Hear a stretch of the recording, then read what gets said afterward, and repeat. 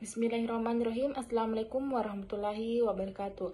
Perkenalkan, nama saya Andilin Maharani, Prodi Pendidikan Anak Usia Dini, NIM 862022-2023-030. Tugas mata kuliah Neuroscience. Adapun dosen pengampu saya Ibu Eka Mulyaningsih, SPD MPD. Adapun judul materi yang akan saya bawakan yaitu Neuroscience dalam pembelajaran anak usia dini. Nah, apa itu neuroscience dalam pembelajaran anak usia dini? Neuroscience adalah bidang yang mempelajari sistem saraf yang meliputi sel-sel saraf, struktur otak, dan interaksi antara berbagai bagian tubuh. Dalam konteks pendidikan, terutama pada anak usia dini, pemahaman atas neuroscience memberikan wawasan yang mendalam tentang bagaimana anak berkembang dalam belajar. Pada tahap ini, otak anak sedang dalam fase perkembangan yang sangat pesat, dan pengetahuan tentang neuroscience dapat digunakan untuk merancang strategi pembelajaran yang lebih efektif. Nah, pentingnya pembelajaran anak usia dini.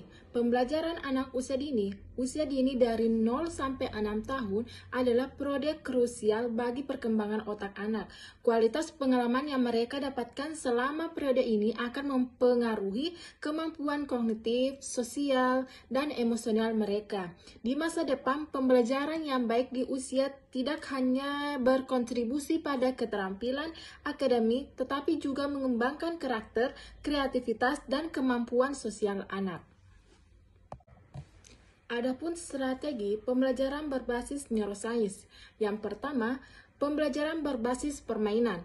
Bermain adalah cara alami bagi anak untuk belajar. Melalui permainan, anak tidak hanya belajar aturan, tetapi juga mengembangkan keterampilan sosial dan emosional. Yang kedua, mengintegrasi seni dan kreativitas. Kegiatan seni seperti menggambar, melukis, atau musik tidak hanya menyenangkan, tetapi juga merangsang jalur saraf yang berbeda dalam otak. Yang ketiga, penugasan kolektif. Kolaborasi dalam kelompok mendorong anak untuk belajar dari satu sama lain, mengembangkan keterampilan komunikasi. Yang keempat, penggunaan teknologi dengan bijak. Teknologi dapat menjadi alat yang berguna dalam pembelajaran anak. Yang kelima, pembelajaran kontekstual. Mengaitkan pembelajaran dalam kehidupan sehari-hari, anak dapat membuat materi lebih relevan dan menarik. Adapun prinsip dasar neuroscience dalam pembelajaran. Yang pertama, neuroplastisi, yaitu kemampuan otak untuk beradaptasi dan berubah yang dikenal sebagai neuroplastik selama usia dini. Otak anak sangat plastis, memungkinkan mereka untuk menyerap informasi dan keterampilan baru dengan cepat. Yang kedua, pentingnya stimulasi.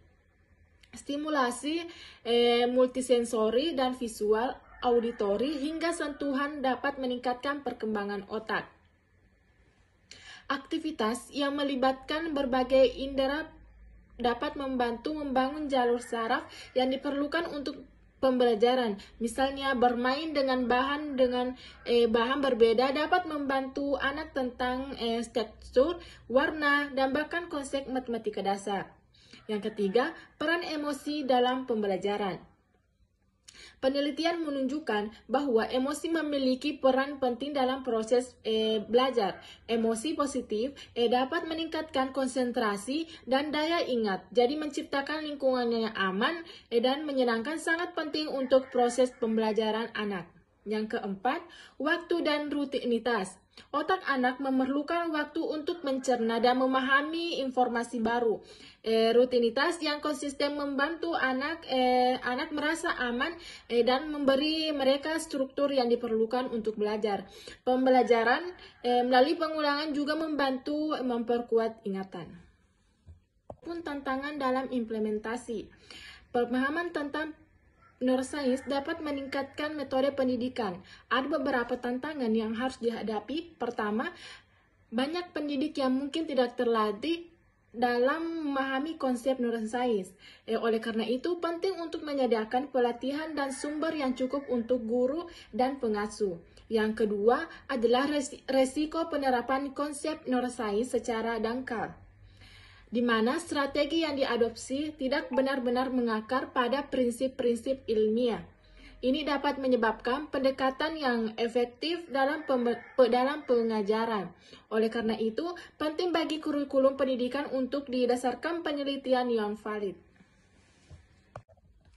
Adapun kesimpulan dari saya, mengapa neuroscience itu penting untuk dipelajari? Nah, neuroscience itu penting untuk dipelajari karena memahami dan mempelajari sistem sel saraf, neuron, serta dasar-dasar biologis dari aktivitas manusia dalam menciptakan tingkah laku organisme yang kompleks dan menjelaskan perilaku manusia dari sudut pandang aktivitas yang dipelajari dalam otaknya.